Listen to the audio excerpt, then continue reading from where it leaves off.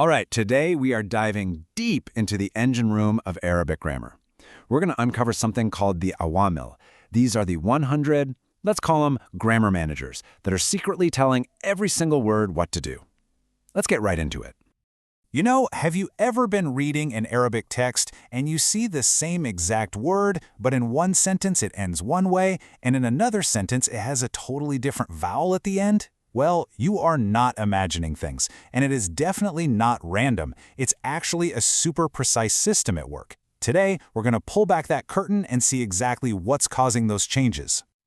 So here's our game plan for today. First, we're going to define what a grammar manager, or Awamil, actually is. Then, we'll get into the two main types they fall into, the ones you can see and, well, the ones you can't.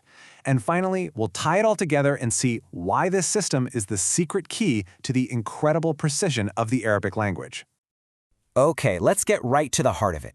What in the world is this concept of a grammatical agent, or Awamil? This is the absolute bedrock of the entire system we're talking about today. So this right here is the classical definition. An awamil is the thing that forces the end of a word to take on a specific grammatical case, or what's known as irab. Think of irab as the job title of a word in a sentence. Is it the subject, the object? Using our analogy, the awamil is the manager who assigns that job. And that little vowel you see at the end of the word, that's kind of like the name tag that tells everybody what its role is. Now I know this might seem a little complex, but here's the beautiful part. The classical grammarians boiled this all down into a really manageable system. Every single one of these grammar managers falls into just two basic categories. Let's see what they are. And how many of these managers are there in total? Exactly 100. Not 99, not 101. The grammarians codified 100 distinct factors that govern the entire system of Arabic case endings. This is the complete set. And this right here really illustrates the big picture. Of those 100 factors, a whopping 98 of them are what we call verbal. Only just two are conceptual. This is a huge aha moment, right? It tells you that the vast majority of these grammar managers are things you can actually see and point to in the sentence. So let's break that down a bit. A verbal factor is a real, tangible word. It could be a particle, a verb, a noun, that you can physically see or say out loud. A conceptual factor, on the other hand, is invisible. It's an idea, a concept, like the default state of a word, that acts as a manager without physically being there. Visible versus invisible. That's the key difference you got to remember. So let's dive into that big group first, the 98 visible or verbal factors. And like you probably guessed, these are the easiest ones to spot because they're literally right there on the page. Now, within this big group of 98, some of the most powerful managers are actually really simple particles, or huruf. These are small but mighty words, kind of like prepositions. They don't have a ton of meaning on their own, but man, do they have a huge grammatical effect. To make this really concrete, let's zoom in on one specific type, the particles that cause the genitive case, or jar. Okay, check out this table. In that first column, you see the particle. That's our Awamil, our manager. Now look at the second column, you see it in action. The manager B shows up before the word ism, and it forces the ending to become ismi. The manager min appears, and al-shaitan becomes al-shaitani. You can literally see the cause and effect right there. The manager shows up, and bam, the word's ending immediately changes to show its new role. Okay, time for a quick check-in. Based on what we just saw, which one of these is a verbal factor? Is it an abstract idea, like being a subject? Is it the tangible particle, min? Or is it the absence of something?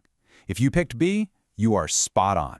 Min is a word you can see. You can pronounce it. That makes it a classic verbal factor. Now that we've got a handle on the visible managers, let's go tackle the much smaller and definitely more abstract group, the two invisible, or conceptual factors. These guys, they work behind the scenes. So who are these two mysterious managers? Well, think of them as the default setting managers. The first one, let's call it initialness, basically manages any noun sentence that doesn't already have a visible manager calling the shots. Its only job is to say, hey, since nobody else is in charge here, you're the subject, so you get the default ending. The second manager does the exact same thing, but for present tense verbs. If no other particle shows up to give the verb a different job, this invisible manager steps in and says, you get the default ending. So they're basically managers by absence. All right, let's test that idea. When you see a present tense verb just sitting there in its default state with nothing in front of it, what's causing that? Is it a visible particle or something else? The answer is B, a conceptual factor. The manager in this case is the absence of a visible one, and that absence, well, that's a concept, not a word. Okay, let's zoom out for a second. We've seen the visible managers, we've seen the invisible ones. But why does any of this matter? Why would grammarians create such a detailed system? Well, the answer is all about creating a language with incredible clarity. It brings us right back to this core definition. Everything has a cause. Every single vowel at the end of a word in Arabic is there for a reason. It is not decoration. It's data.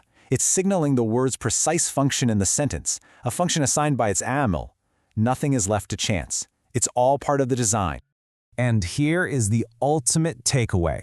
This whole system of managers, or Awamil, assigning roles, or irab, is what gives Arabic its amazing logical structure.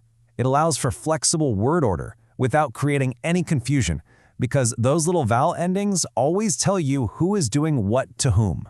Understanding the managers is really the first big step to appreciating that elegant design. And that pretty much brings us to the end. We've uncovered the managers working behind the scenes. So I'll just leave you with one final thought. Now that you can see these hidden rules, how does it change the way you look at an Arabic sentence? Because suddenly, it's not just a string of words anymore, is it? It's a dynamic network of managers and the words they direct.